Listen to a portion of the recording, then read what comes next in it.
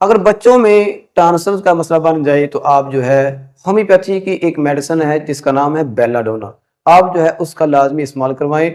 इस मेडिसिन से क्या होता है कि जो गले में सोजिश हुई होती है, जो स्वेलिंग होती है, या जो गले में पेन होता है, जो गले में रेडनेस होती है, वो मुकम्मल तौर पर ठीक हो जाती है। आपने बेलाडोना को इस्तेमाल करना है 30 पोटेंसी में या फिर 200 पोटेंसी में। ये ड्रॉप होते हैं, किसी भी होम स्टोर से आपको मिल जाएंगे। सिर्फ 5 से 10 कतरे आप जो है बच्चे के मुंह में डाल लें या फिर आधा कप पानी लेकर उसमें ये ड्रॉप डाल लें, मिक्स करके वो जो पानी बन जाएगा आप जो है बच्चे को इस्तेमाल करवाएं। सिर्फ 2 हफ्ते जो है आपने इस मेडिसिन को इस्तेमाल करवाना है, इंशाल्लाह ये जो टॉन्सिल का मसला बना हुआ है मुकम्मल तौर पर ठीक हो जाएगा। आप दोस्तों की मोहब्बत का बहुत शुक्रिया। वीडियो अच्छी लगे तो लाइक लाजमी करें, चैनल को लाजमी सब्सक्राइब करें। अस्सलाम वालेकुम।